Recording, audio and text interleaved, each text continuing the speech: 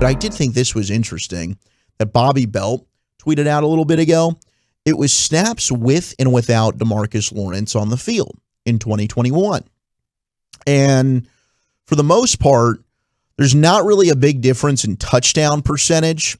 It was with DeMarcus Lawrence on the field, the touchdown percentage was 3.5. Without, it was 3.4%. But there is a massive spike in turnover percentage with him on the field, plus 2.3%, or excuse me, plus 2.1%.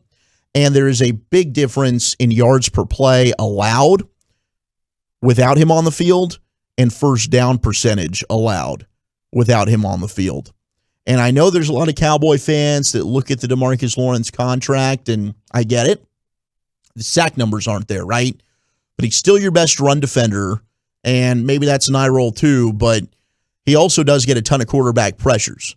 And I get the fact that, maybe you were disappointed that he didn't show up in more of a capacity against San Francisco. I was disappointed as a whole defensively that the Pats rush was not able to get a single sack on Jimmy Garoppolo, and that was the thing for me that I was really hanging my hat on for this team that would be the difference maker for this version of the Dallas Cowboys from years prior, was the pass rush and how it could possibly be elite.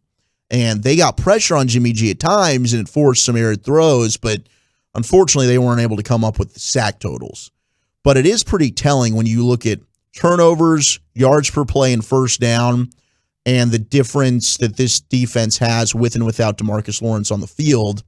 And I don't know that you really want to lose a player of his caliber, especially depending on what does end up happening with Randy Gregory. I understand you can save some money, but is he a guy that you think is worth the cap savings as opposed to keeping on your roster? Well, he's a guy I'm definitely going to be keeping, and if I'm the Cowboys, and especially if they're not going to hang on to Randy Gregory, but I'd like to find a way to keep both of these dudes if possible. I mean, DeMarcus Lawrence, you could see it immediately when he got back into the lineup, just the impact that he made.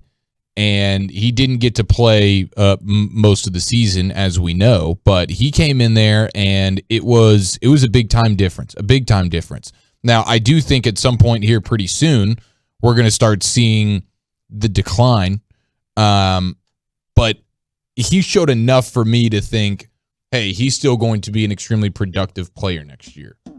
So I'm cool with keeping him. I would prefer to keep him, and I know how good of a player he is, even if he doesn't always have the highest sack totals. He impacts the game in a bunch of different ways, including getting pressure on the quarterback, even if it's not actually sacking the quarterback.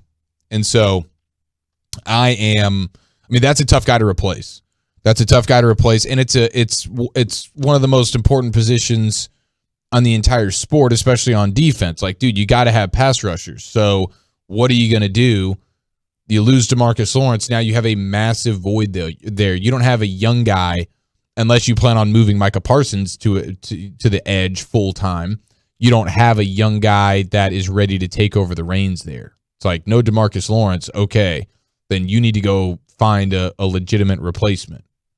And I don't know. I mean, the Cowboys aren't going to go buy a pass rusher. Right. So what are they going to do? They're going to have to either get super lucky with a random bargain bin shopping situation in free agency, or they're going to have to go spend the 24th pick on a pass rusher. Or and hope that, a guy like Chauncey Golston makes a massive leap in year 1 to year 2. Mm-hmm. And in this year's NFL and this world we live in where pass rush is so important, I just don't know that you want to do it. Now, they have the potential out this year, according to Spotrac, so that's why this is a conversation. There would still be a hit negatively, but DeMarcus Lawrence is signed through the end of the 2023 season. He would be set to be a free agent in 2024. So for those that are wondering how many years left, and can we extend it to be more cap-friendly? Absolutely. The Cowboys just did it